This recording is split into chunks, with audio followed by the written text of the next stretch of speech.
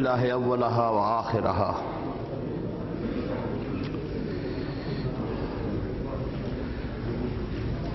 میں نے جو کچھ آپ کو اندازہ دیا تھا کہ عقائد کے معاملے میں عقل اور نقل کی جو آمیزش ہوئی اس میں کیسے کیسے مسائل پیدا ہوئے،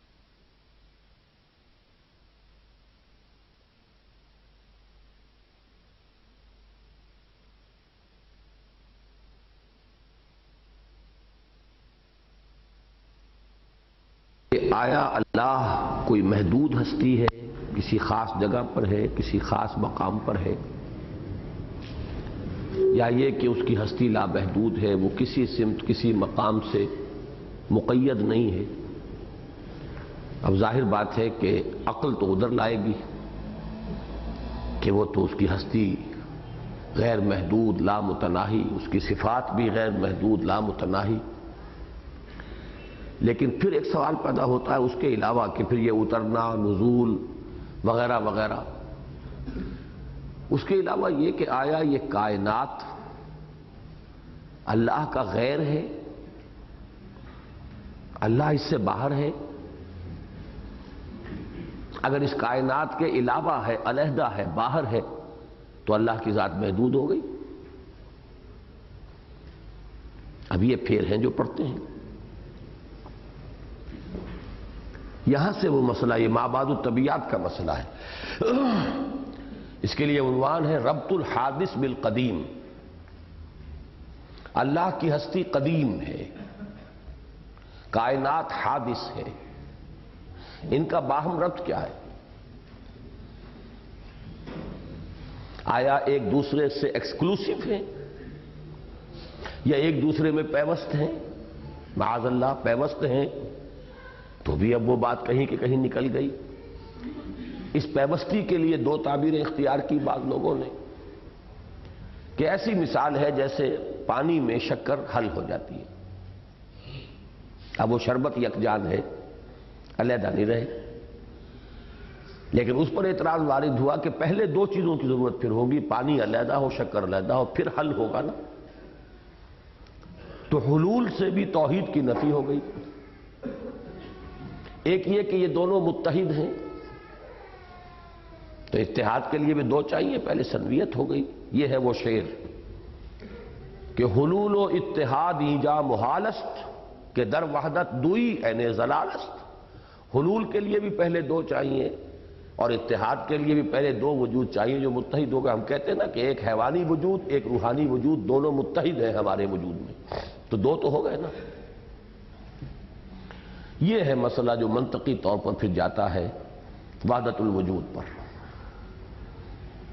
اسی طریقے سے مثلاً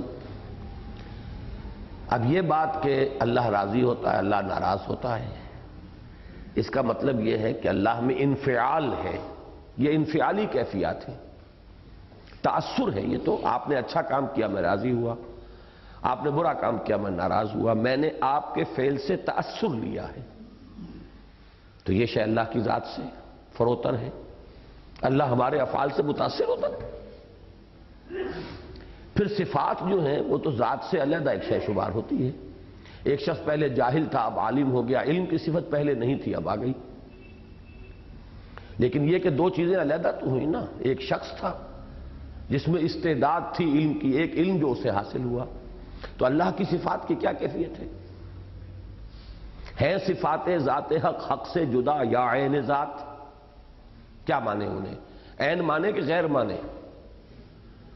صفات اللہ کی ذات سے ایڈیشنل کوئی شے ہے، فینومینن ہے، یا اللہ کی ذات کا جز ہے؟ ہیں صفات ذات حق حق سے جدا یا عین ذات؟ اب اس کا ہمارے متکلمین جو اہل سنت کے وہ جواب دیتے ہیں، ساری گتھیاں سارے مسئلے حل کر کے یہ کریں، ادھر جائیں تو کھائی ہے، ادھر جائیں تو کنواں ہے، کیا کریں؟ لا عین ولا غیر، یہ اللہ کی صفات نہ تو اللہ کی ذات کا عین ہے نہ غیر ہے، تو کیا ہے؟ اب عقل بیچاری کیا کرے گی؟ یہاں پانی بھرے گی۔ لا عین ولا غیر، یہ تو ایک ایسی شے ہے جو ان امیجنیبل ہے، آپ نے نفی کر دی دونوں کی۔ تو میں ان مسائل کا درس نہیں دے رہا، آپ کو بتا رہا ہوں کہ سب سے بڑی شے اللہ کا یقین، اللہ کا ایمان، اور اس پر جب یہ عقلی بحثیں شروع ہوئی، وہ جبر و قدر کا مسئلہ اس سے بھی آگے ہے۔ آیا انسان مجبور ہے یا اپنے اعمال پر قادر ہے؟ پتہ تک تو یہاں نہیں ہلتا، آپ کہتے ہیں بغیر اللہ کی مرضی کے اور اذن کے، تو پھر جو کچھ ہو رہا ہے اس کے اذن سے ہو رہا ہے، پھر پکڑ کائے پر گناہ کیا اور جزا کیا؟ ادھر جائیے تو مصیبت، ادھر جائیے تو مصیبت۔ اب جبر و قدر کے درمیان اعتدال کی راہ آسان نہیں ہے تلاش کرنا۔ تقدیر کیا ہے؟ تقدیر کا وہ تصور جو ہے مجبور محض بنا دیتا ہے انسان کو۔ مجبور محض ہے تو پھر اس کی جزا سزا کا کیا سوال ہے؟ تو میں صرف آپ کے سامنے یعنی وہ دے رہا ہوں کہ اب جب ان الجھنوں میں اگر انسان مبتلا ہو جائے تو وہ ایمان جو جہاد اور قتال اور اللہ کا بول بالا کرنے کے لیے درکار ہے وہ بیچارہ تو ختم ہوا۔ اب تو وہ قیل و قال ہے حقیقی ہے۔ کلام اللہ کے الفاظ حادث کے قدیم، آیا قرآن بھی حادث ہے یا قدیم ہے؟ اب اس میں اگر ہم کہتے نہیں اللہ کی کتاب ہے یہ قدیم ہے، تو یہ بھی تو ہم نے ایک نئی منطقی اصطلاح میں ایک بات کہی ہے، قرآن میں تو لکھا ہوا نہیں ہے یہ، نہ حضور نے ان الفاظ میں یہ بات کہی ہے۔ تو یہ بات سمجھ لیجئے، اس کا بعد میں بھی ذکر آئے گا کہ جو بھی عقائد مرتب ہوئے ہیں، خواہ وہ اشاعرہ کے ہوں اور خواہ وہ ماتریدی ہو، یہ بھی اس وقت کی جو منطقی ٹرمینالوجی تھی اس میں حتی الامکان کوشش کی گئی کہ ایمانی حقائق کو سمو دیا جائے، ورنہ یہ مسائل جو ہیں بڑے ٹیڑھے ہیں، انہی سے وہ باتیں چلی ہیں۔ پھر وحدت الوجود بھی، خلق قرآن بھی، جبر و قدر بھی، اور جب ان بھول بھلائیوں میں انسان گم ہو جائے تو وہ ایمان اور یقین، اور جس کے نتیجے میں پھر وہ گاڑی آگے چلے، دعوت، تبلیغ، جہاد، قتال، وہ نہیں پھر رہتا۔ چلیے صفحہ 71۔ متذکرہ بالا جدید مذہبی اقلیت کے مقابلے میں اسلام کے نقل کے دفاع کا سب سے بڑا مرکز دیوبند بنا۔ یہ باتیں پہلے بھی آ چکی ہیں، اب پھر ایک دوسرے اینگل سے آ رہی ہیں۔ جس نے قال اللہ و قال رسول کے حصار میں محصور ہو کر مذہب کا تحفظ کیا، اور اس قول میں ہرگز کوئی مبالغہ نہیں ہے کہ دیوبند ایک درسگاہ و دارالعلوم ہی نہیں، ایک عظیم تحریک ہے جس نے اس دور میں دین و مذہب کی حفاظت کا مؤثر رول ادا کیا، اور جس سے متعدد علمی و عملی سوتے پھوٹے۔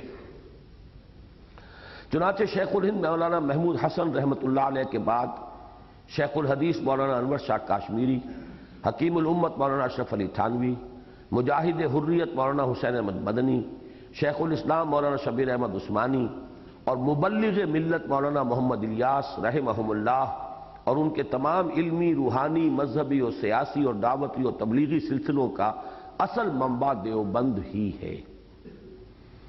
حتیٰ کہ اوپر ہی کی مثال کے مطابق حقیقت یہ ہے کہ بر صغیر کی اکثر دینی درسگاہوں اور دینی و مذہبی تحریکوں کا تعلق بھی دیوبند کے ساتھ وہی ہے جو دنیا بھر کی مساجد کا خانہ کعبہ کے ساتھ اور بر صغیر کے مذہبی عناصر میں سے صرف ان کو چھوڑ کر جن کی مذہبیت بس عرس و میلاد اور فاتحہ و درود تک محدود ہے، بقیہ تمام فعال مذہبی عناصر تحریک دیوبند ہی کی مختلف شاخوں سے متعلق اور منسلک ہیں۔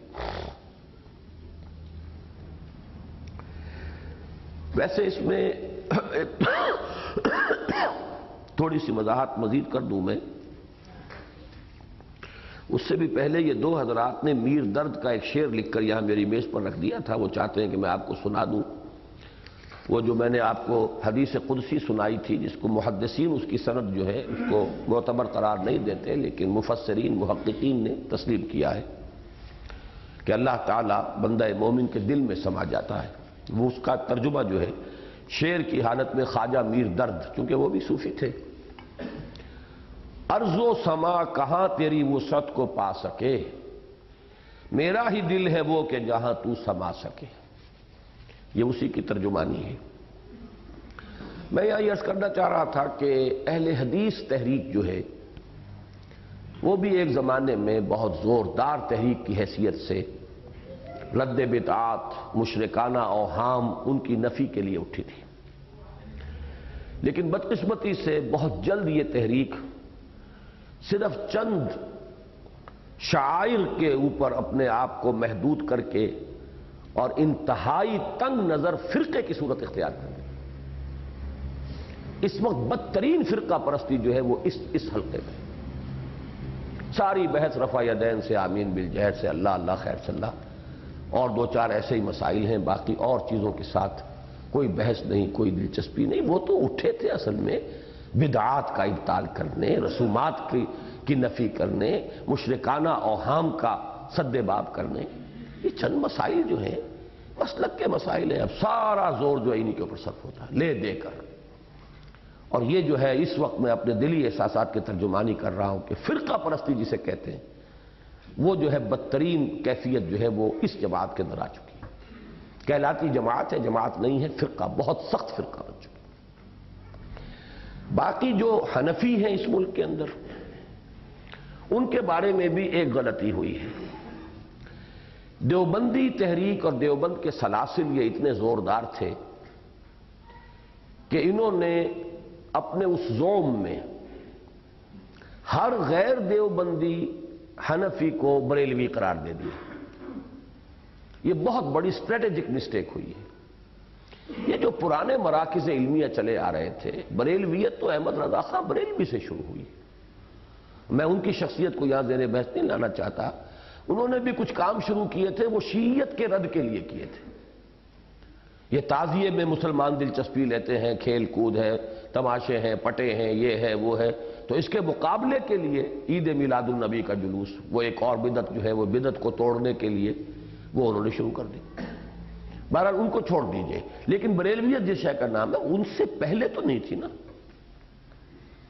ان سے پہلے جتنے علمی مراکز تھے ہندوستان میں، جن میں مثلا خیر آباد کا سلسلہ ہے، مکتبہ فکر ہے، فرنگی محل کا پرانا سلسلہ ہے، قدیم ترین، مولانا عبدالباری فرنگی محلی جو جمعیت علماء ہند کے پہلے صدر تھے۔ حضرت شیخ الہند چونکہ مالٹا میں اسیر تھے تو وہ ان کی تو غیر حاضری میں تاسیس ہوئی ہے جمعیت علماء ہند کی۔ اسی طریقے سے یہ جو پاکستان میں مختلف مراکز ہیں، اب یہ گولڑا ہو یا سیال ہو یا تونسا ہو یا اور جو بھی جتنی بھی گدیاں ہیں، ان کا تعلق جو ہے وہ بریلویت اس معنی میں بریلویت نہیں ہے، شیعہ تصوف ہے ان کے ہاں، وہ قدیم چلا آ رہا ہے۔ وہ تو میں نے بتایا کہ یہاں پر اسلام جو آیا وہ دو چیزوں ہی کا تو مرکب تھا، حنفی فقہ اور وجودی تصوف۔ لیکن یہ کہ ان سب کو بریلوی کہہ دینا در حقیقت بریلویت کو تقویت پہنچانا ہے۔ سب کو اٹھا کر ہم نے ان کے کھاتے میں ڈال دیا تو ان کی اہمیت جو ہے وہ بہت زیادہ ہو گئی۔ تو یہ دو چیزیں ہیں جن کی وضاحت میں کرنا چاہتا ہوں۔ باقی فعال جو رہا ہے سب سے زیادہ طبقہ، اب صورت اس پر بھی زوال کی آ چکی، 100 سال دیوبند کے بھی پورے ہو چکے ہیں۔ اب وہی تقلید جامد اور وہی زوال کے آثار، وہی صرف اسلاف تک اپنی نگاہوں کو محدود رکھنا، اپنے بزرگوں کی بات کرنا اول و آخر، اس ماحول سے، اس حلقے سے باہر بڑی سے بڑی ہستی کو بھی تسلیم نہ کرنا، کسی بھی خیر کا وجود نہ ماننا، وہ ساری چیزیں یہاں بھی آ چکی ہیں۔ اور یہ ہے فطرت، وہ جیسے ہر فرد کے اوپر جوانی کے بعد بہرحال بڑھاپا آتا تو ہر تحریک جو بھی اٹھتی ہے، جیسے کہ میں نے کہا کہ ایک دور میں تحریک اہل حدیث دیوبند سے زیادہ قدیم ہے، وہ تحریک شاہ اسماعیل شہید سے اس کو منسوب کیا جاتا ہے۔ انہوں نے جو منصب امامت کتاب لکھی، پھر انہوں نے صراط مستقیم کتاب لکھی، اور تیسری کتاب ان کی جو مشہور ترین ہے تقویت الایمان، جو سب سے زیادہ قابل اعتراض سمجھتے ہیں یہ دوسرے جو گروہ کے لوگ ہیں، تو یہ کتابیں انہوں نے لکھی، تو وہاں سے یہ سلسلہ جو ہے چلا ہے۔ تو اہل حدیث تحریک ایک بہت زوردار، بہت جاندار اصلاحی تحریک تھی، مشرکانہ اوہام کی نفی کرنے کے لیے، بدعات اور رسومات کو ختم کرنے کے لیے۔ لیکن یہ کہ ہوتے ہوتے وہ بھی فرقہ بن گئی، چونکہ وہ قدیم تر ہے، اس میں فرقہ بندی سخت تر آ گئی۔ اس کے بعد جو ہے وہ گروہ جو اہل حق کا تھا وہ دیوبند کے اکابر علماء تھے، لیکن اب ان کو بھی 100 برس سے زائد ہو چکے، لہذا وہاں پر بھی وہ زوال اسی شدت کے ساتھ رونما ہو چکا ہے۔ اب گدیاں ہیں اور گدیوں پر صاحب زادگان جو ہیں وہ ان کی جاگیریں بنتی ہیں، اللہ اللہ خیر صلی اللہ۔ اور جو لوگ اس میں سیاسی مزاج کے لوگ ہیں وہ اپنی ان گدیوں کو اپنی سیاست کے لیے بیس بناتے ہیں، اسی کے حوالے سے سیاست کرتے ہیں۔ چلیے، تحریک دیوبند کی مختلف شاخوں کے مابین مجموعی مزاج اور دائرہ ہائے کار کا فرق و امتیاز بھی ایک دلچسپ علمی موضوع ہے۔ اس کا براہ راست تعلق نہیں ہے ہماری بحث سے، لیکن اچھا ایک انسائٹ آپ کو ملتی ہے کہ جو اتنے شاخیں تحریک دیوبند کی جو نکلی ہیں تو ان میں مزاجوں کا فرق کیا ہے؟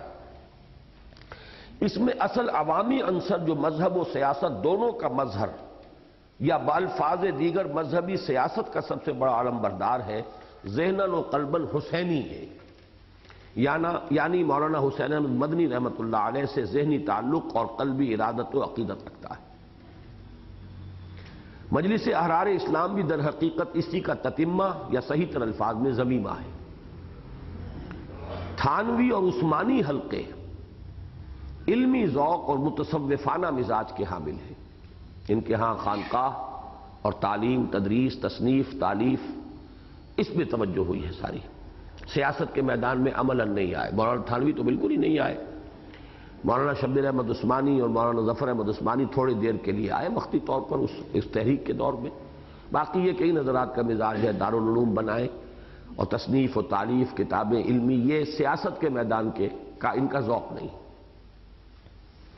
مولانا انور شاہ کاشمیری رحمۃ اللہ علیہ کے تلمیذ رشید مولانا یوسف بن نوری کا مزاج خالص علمی ہے، اور تبلیغی جماعت خالص غیر سیاسی و غیر علمی لیکن نہایت پرجوش و فعال مذہبیت کا مظہر ہے۔ ان تمام امتیازات کے علی الرغم جہاں تک مذہبی فکر کا تعلق ہے وہ ان سب میں مشترک ہے۔ مذہب کے نقل کے یہ سب ایک سے فدائی ہیں، اور قال اللہ و قال رسول ہی نہیں، اس کی بھی ایک متعین صورت یعنی مسلک حنفی کے سب یکساں شیدائی ہیں۔ عقل کا مصرف ان سب کے نزدیک بس ایک ہی ہے، اور وہ یہ کہ قرآن و سنت کا معروضی آبجیکٹو مطالعہ کرے، اور زیادہ سے زیادہ یہ کہ شریعت کے اوامر و نواہی کے اسرار و حکم کو سمجھنے کی کوشش کرے۔ اور سب سے بڑا علمی مشغلہ ان کے نزدیک یہ ہے کہ اشعری و ماتریدی عقائد اور فقہ حنفی کے لیے کچھ بس پڑے تو عقلی بھی ورنہ زیادہ تر نقلی دلائل فراہم کیے جائیں۔ فلاں نے یہ کہا، فلاں نے یہ کہا، فلاں امام کا یہ قول ہے، فلاں نے اس وقت یہ کہا، یہ نقلی دلائل، نقل سے جو متعلق ہے۔ باقی کہیں کو داؤ لگ جائے تو عقلی بات بھی، لیکن وہ اصل ان کا موضوع نہیں ہے۔